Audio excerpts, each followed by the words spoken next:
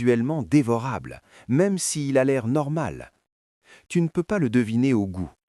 Je te détaille tout, mais avant, abonne-toi si tu veux, mais si tu veux pas, abonne-toi quand même.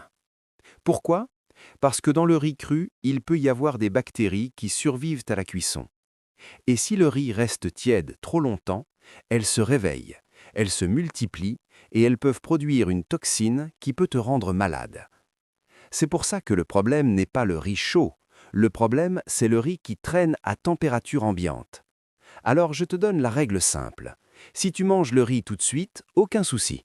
Mais si tu veux le garder pour plus tard, tu dois le refroidir vite et le mettre au frigo rapidement. Ne laisse pas le riz dans la casserole, ne laisse pas le riz dans le rice cooker éteint, parce que ça garde la chaleur longtemps, et c'est exactement ce que les bactéries aiment. La meilleure méthode est très simple.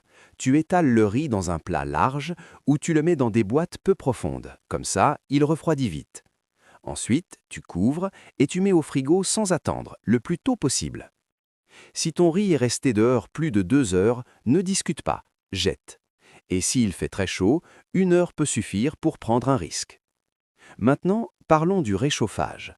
Si tu réchauffes ton riz, tu le fais une seule fois et tu le chauffes vraiment. Il doit être très chaud partout, pas juste tiède. Et si tu as déjà réchauffé une fois et qu'il en reste encore, ne le réchauffe pas encore. C'est là que beaucoup se font piéger. Je te donne un petit plan facile à retenir. Tu cuisines, tu manges une partie, tu refroidis vite le reste, tu mets au frigo, tu réchauffes une seule fois quand tu veux manger et tu jettes ce qui reste après. Dernier rappel important, le riz dangereux peut avoir la même odeur qu'un riz normal. Donc, ne te fie pas à l'odeur. Si tu veux, je fais le prochain épisode sur les pâtes, parce que le problème est très proche, très proche. Abonne-toi si tu veux, mais si tu veux pas, abonne-toi quand même. Et un petit like, ça aide toujours. Ici, on apprend les vraies astuces cuisine, avec des exemples simples et zéro blabla.